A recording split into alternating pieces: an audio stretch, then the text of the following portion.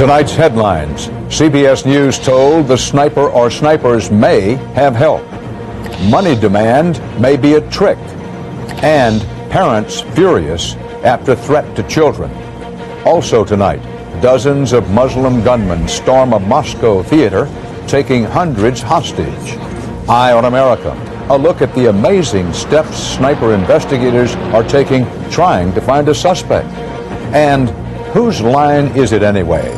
Why getting your phone service fixed is now harder than ever.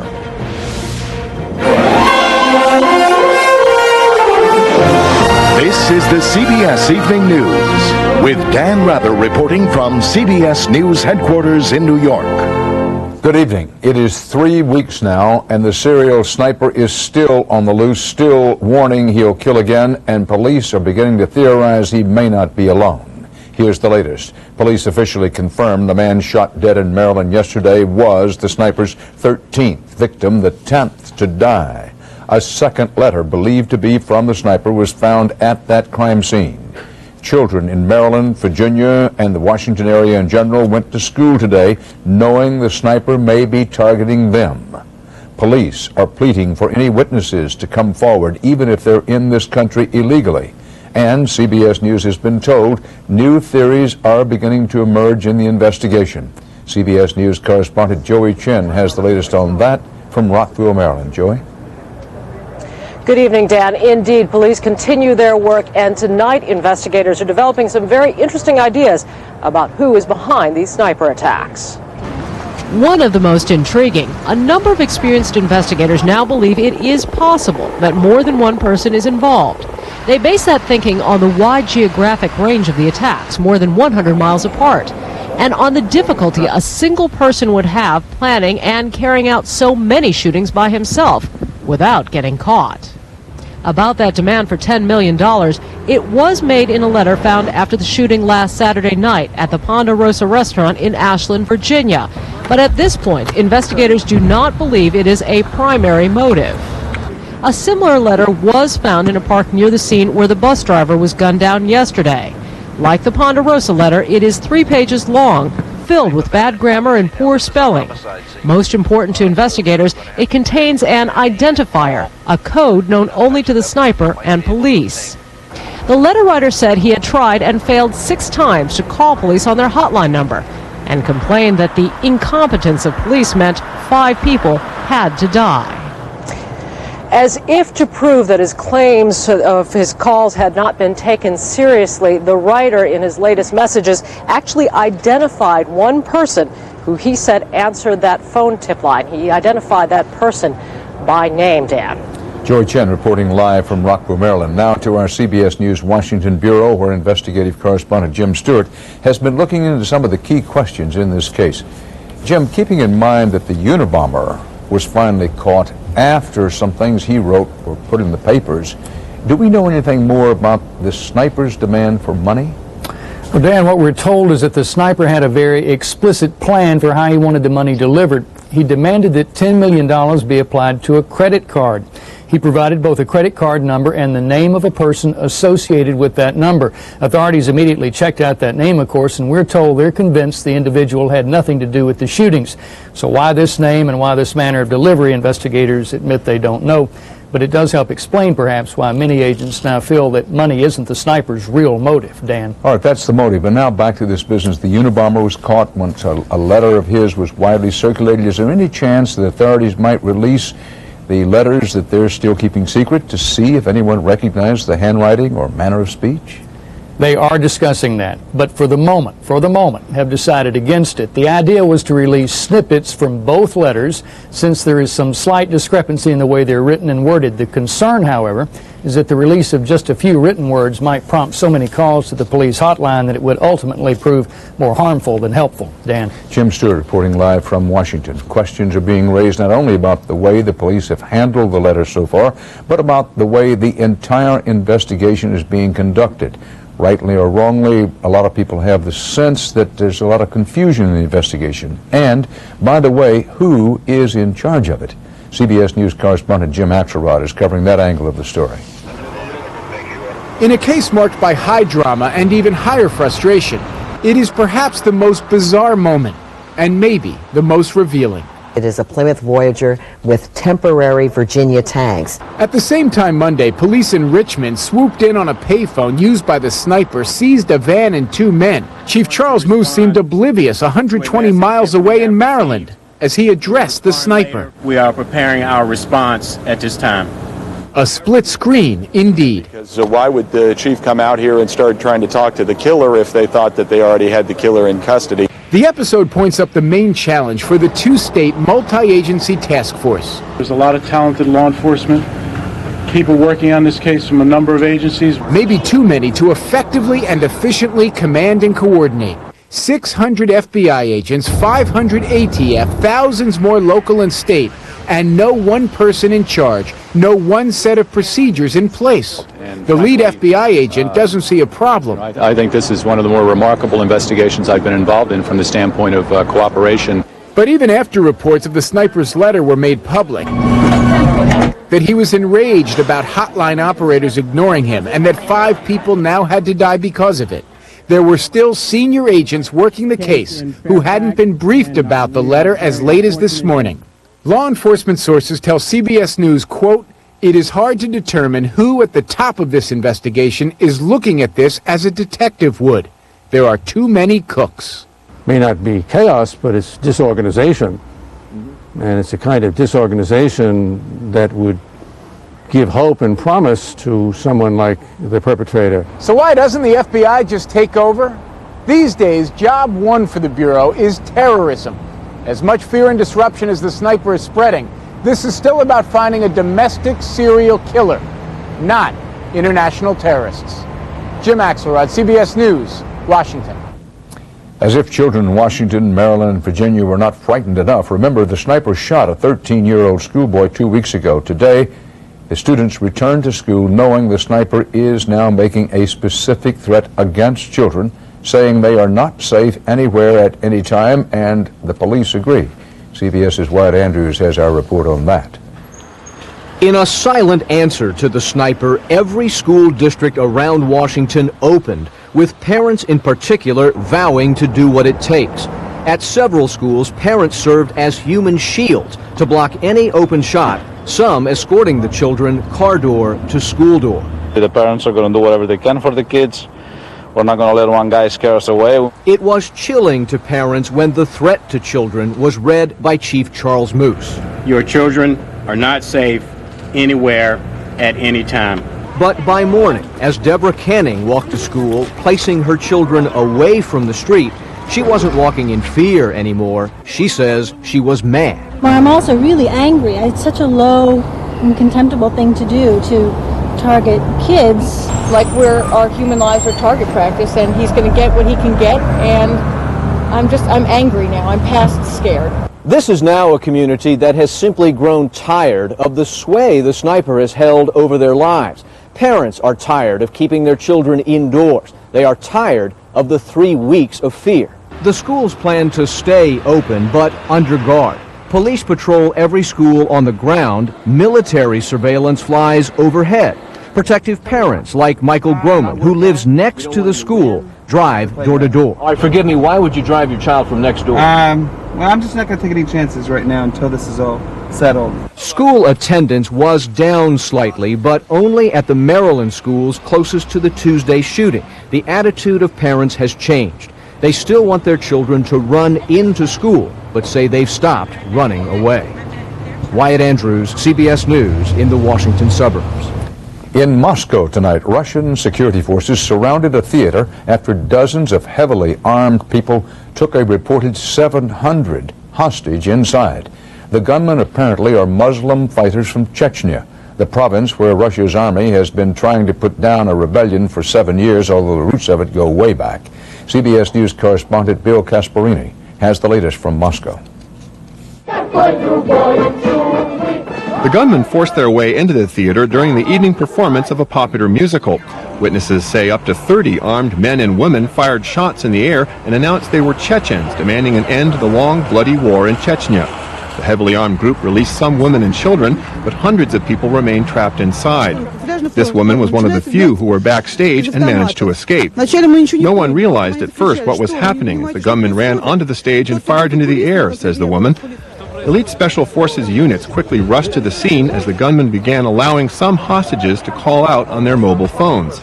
Russian television carried this phone call from a woman pleading with the troops not to storm the building because the gunmen have threatened to detonate explosives if that happens. President Vladimir Putin held an emergency meeting with his top security officials to decide what to do next. But with such an unprecedented event unfolding right in the Russian capital, there's no telling how officials will react. Bill Gasparini, CBS News, Moscow. As far as Russia's government is concerned, what the Chechens call rebels, and have since the time of Tolstoy, are terrorists, pure and simple, from the same mold as the 9/11 attackers. CBS's Richard Roth examines the war that forms the backdrop and the motive for the Chechens' actions. It's been called the Endless War near the edge of the old Russian Empire, where Moscow's long sought to put down an independence movement in mostly Muslim Chechnya. The Chechen rebels call it a war of liberation. The Russians, who just last May said the conflict was nearly over, say this is their war against terror. And lulls in the violence don't last. Russia keeps an estimated 100,000 troops in and around Chechnya, an army often accused of brutality. The rebels' regular response is high profile and horrific. Allahu Akbar! Just over 2 months ago, Chechen rebels videotaped their attack on a Russian military helicopter, targeted over a minefield. More than 100 Russian troops died in the crash. Outside Chechnya, rebels have used hijackings like this one last March in Saudi Arabia to call attention to their cause. The Russians say Chechen fighters have been trained and aided by Osama bin Laden and Al-Qaeda, and say there's plenty of proof, including video like this, found in an Al-Qaeda camp. Terrorists or rebels, Russia says it won't compromise with the Chechens. Yet for almost a decade now, it's been unable to conquer them. Richard Roth, CBS News, London. Coming up next here on the CBS Evening News, Eye on America. So many eyes, human and electronic, in the so far unsuccessful hunt for the serial sniper. It's a search that's going to incredible lengths.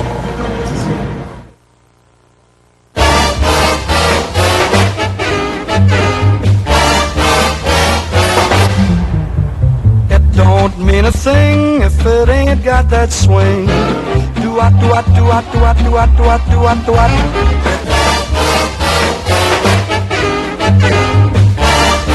Thanks for saving the spot, boys.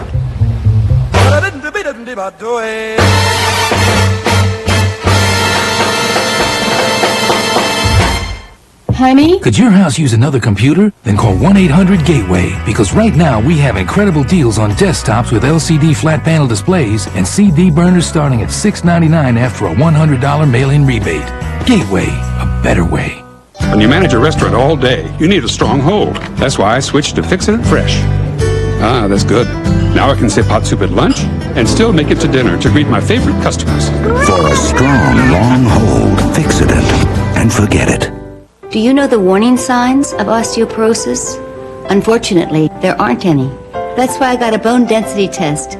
It's quick and painless. Ask your doctor about a bone density test and if Fosamax once weekly is right for you. Fosamax once weekly is for postmenopausal women at risk for or with osteoporosis. It's proven to help reverse bone loss. And it's hormone-free. You should not use Fosamax if you have certain disorders of the esophagus, are unable to stand or sit upright for 30 minutes, have severe kidney disease or low blood calcium. Use with caution if you have stomach or digestive problems. Stop taking Fosamax and tell your doctor if you develop new or worsening heartburn, difficult or painful swallowing, or chest pain, because these may be signs of serious upper digestive problems. Why wait? Ask your doctor about a bone density test. Fosamax once weekly, proven to help reverse bone loss. Mom takes Metamucil to stay regular. I never will. That's what you think. I won't take a fiber supplement that can get thick and gritty. That's what you think. I found a better way to take my fiber. Benefiber. Benefiber? It never gets thick or gritty like Metamucil can. It's taste-free too. Benefiber even goes with coffee. Mom can have her Metamucil. That's what you think. Benefiber makes taking fiber easier. Law enforcement agents are searching high and low for the serial sniper, high-tech, low-tech, and everything in between. It hasn't produced conclusive results, at least not yet. CBS's Bob Orr gives you the overview of what they're doing and the clues they're looking for in tonight's Hard News Eye on America. With cameras on virtually every corner, in buildings and along major highways, Washington is one of the most surveilled cities in the world. With those thousands of cameras, it's a certainty some image of the Washington sniper is on videotape. That individual has been captured by a video security system at some point in time. Maybe more than once? Probably more than once. Dorothy Stout, a forensic video examiner, says police would follow a process like this, sorting through countless images to identify the anonymous gunman, comparing pictures from each crime scene, looking for a common vehicle, face, or even shoes. So we can look at multiple incidents and say, you know what, we're seeing the same individual with a red sweatshirt at this scene, and at this scene, and at this scene. And while no witness has seen the gunman, it's possible video technicians could pull an image out of the shadows. There are also cameras in the sky. Black Hawk helicopters, normally used to spot drug runners, are spying on commuter traffic. And this Army plane, which monitored troop movements in Bosnia, is capable of spotting a getaway vehicle 15 miles away. If they were just looking for a white van, the camera would be able to lock onto that vehicle and track it out in the suburbs, even if it was flying over downtown. But this high-tech hunt for the sniper can only take investigators so far. The desperate need for physical evidence also demands tedious low-tech work on the ground. Police have been knee-deep in garbage, looking for receipts, notes, maps, perhaps left by the gunman. In Richmond, investigators hauled away a payphone used by the sniper. They've checked gun shops for records and searched crime scenes for tire tracks, fingerprints, and fibers. The problem in all forensic science right now is going from the physical evidence to trying to pinpoint a suspect, and that's the really difficult part. 3 weeks into the shootings, police still can't be certain if they're looking for a lone sniper or something more. Largely unnoticed, this unmarked spy plane is also in the sky. Not looking, but eavesdropping, listening to cell phones and radios or any conversations suggesting a conspiracy. In Washington, I'm Bob Orr for Eye on America. On the CBS Market Watch, stocks rallied at the end of the trading day, and the Dow finished with a gain of 44 points. The Nasdaq was up 27. There is a rhythm to life. We sleep at night and wake in the morning. It's this sleep cycle that helps keep us in a healthy balance. But for some, sleep doesn't always come easy. Fortunately, your doctor has solutions. Safe, effective ways to help you fall asleep fast, stay asleep the entire night, and wake up feeling rested and refreshed, not groggy. Ask your doctor or visit shuteye.com for more information. This court-ordered notice is about Metropolitan Life Insurance sold before 1973, often door to door. African Americans, other non-Caucasians, and their relatives could get benefits in a settlement of claims that they were overcharged. If you qualify, there are deadlines to ask for benefits, to exclude yourself, or take other steps. So call 1-800-960-2381 or go to lifesettled.com, 1-800-960-2381. Carrier's Weathermaker Infinity is the world's most totally efficient gas furnace. With our exclusive Comfort Heat technology, it can save you up to 40% on your home heating costs. Carrier, 100 years of innovation. Next time you're on the road and you need to fill your tank, here's something to consider. New Shell gasoline is specially formulated to help prevent deposit buildup in your engine, which helps keep it clean. And a clean engine performs better, which is why when they're looking for more from their gasoline, so many drivers choose Shell.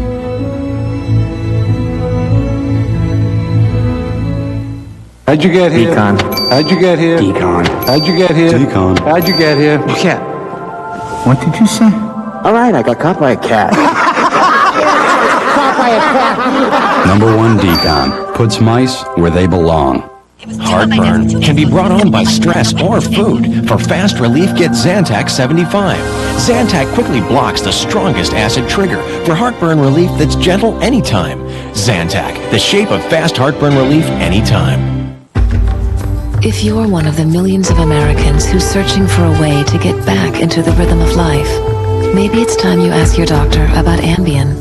Or call toll-free 1-877-9-AMBIEN. The French continue to be a problem, but President Bush today stepped up pressure on the UN Security Council to pass a new resolution demanding that Iraq disarm and threatening, quote, serious consequences if it doesn't. As CBS's Tom Fenton reports tonight from Baghdad, there are indications that what international pressure there is on Iraq and the threat of another war may be beginning to quiver, if not outright shake, Saddam Hussein's grip on power. The extraordinary scenes we've witnessed in one of Iraq's biggest prisons may have been a sign that Iraq's monolithic power structure is starting to crack. Families charging in the jails and prisoners freeing themselves. This is not what President Saddam Hussein had in mind when he ordered an amnesty. Less dramatic but potentially more significant are what these still photographs show. Unauthorized demonstrations by relatives of prisoners who did not return after the amnesty. They want to know what has happened to their loved ones. This type of demonstration shouldn't happen in police states, especially in front of the Ministry of Information and its secret police headquarters. The exiled Iraqi opposition claims Saddam could be in trouble. This is the beginning of the end. This is the Saddam would never issue this so-called amnesty unless he felt under extreme pressure. That has backfired big time now on him, because now he has to explain where are the hundreds of thousands of people who are missing. Iraqi authorities have been trying to stop coverage of these signs of dissent. One foreign journalist was warned not to cover the demonstrations or face expulsion from the country. Tom Fenton, CBS News, Baghdad. Elsewhere in the Middle East today, a U.S. mediator delivered the latest version of a plan designed to end the Israeli-Palestinian conflict. The plan, carried by U.S. Assistant Secretary of State William Burns, calls for imposing an immediate truce by both sides, establishing an interim Palestinian state next year, and a full-fledged Palestinian nation within 3 years. Next on the CBS Evening News, the doctor is in. His telephone number is gone. His patients can't get through. Wait till you hear what the phone company did and could do to you.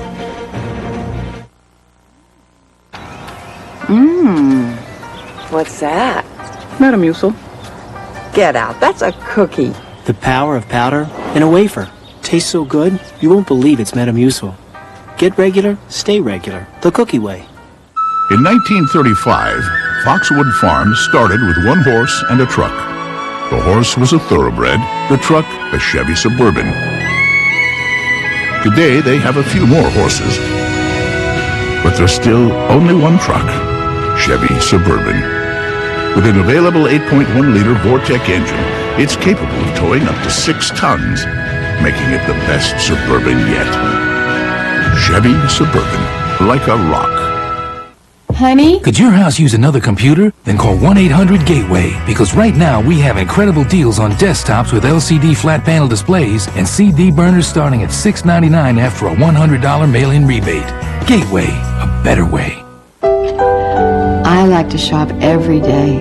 8 a.m. sharp, Sal's Fruit Market. Oh, he's got the best tomatoes in town. When I started chemo, my doctor said that I might become anemic, maybe feel weak. I never expected to be too tired to make it cells. The day that he had to deliver my order was one of the saddest days of my life. Thank you, Sal. I asked my doctor about Procrit. Procrit is for chemotherapy-related anemia in patients with most kinds of cancer. If you're on chemotherapy and too tired to do the things you used to do, talk to your doctor about Procrit to regain red blood cells. And more red blood cells can mean more strength. Welcome back, Mrs. Mantini. Procrit is proven and safe. In studies, only diarrhea and edema occurred more often with Procrit than placebo. Call now and learn how Procrit can help you get back the strength you need. Your strength for living. Buying fresh takes a little more energy, but I wouldn't have it any other way. Must have folded my millionth sweater. I'm starving. Want some chicken and stars? And then soup? That's for the kiddie section. We're big girls now. There's a better tasting soup. Progresso chicken noodle. Tender pieces of all white meat chicken with bigger slices of vegetables. And just the right seasonings. See the difference? Oh, you're right. Just tastes better. Now about those Mary Janes. It's time to go to the better taste, the Progresso.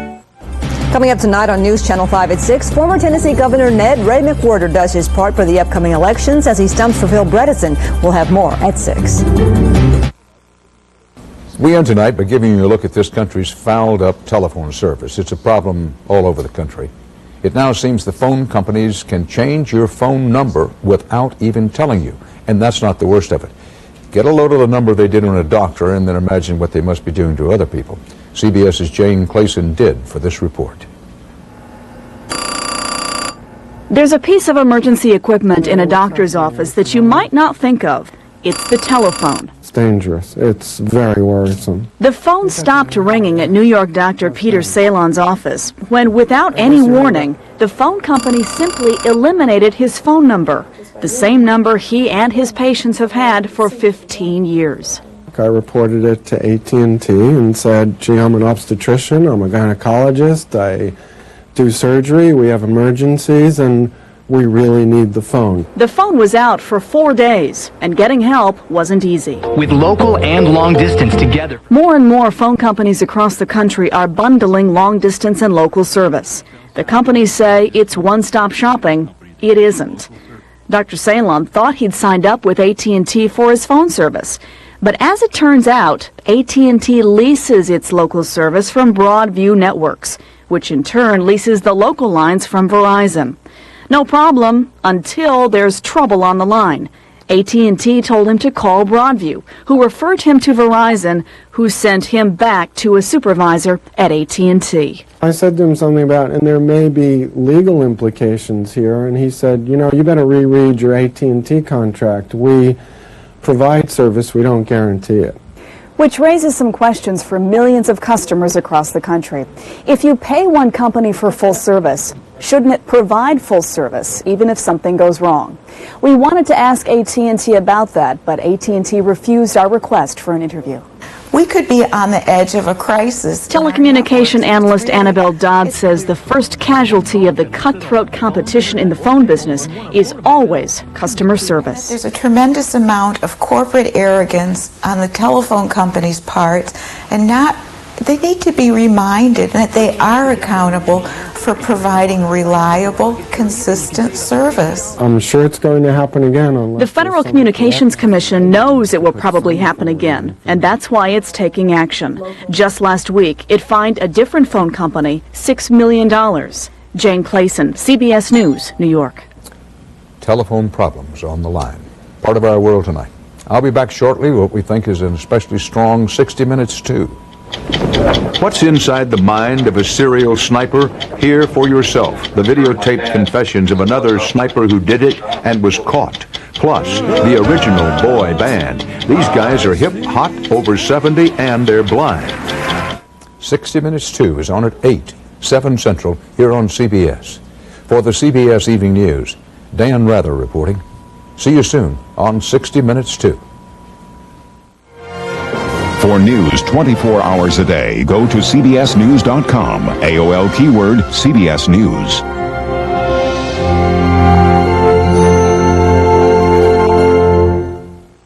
Wake up to what's new with Hannah, Harry, Julie, and Renee on The Early Show, starting Monday. Experience CBS News.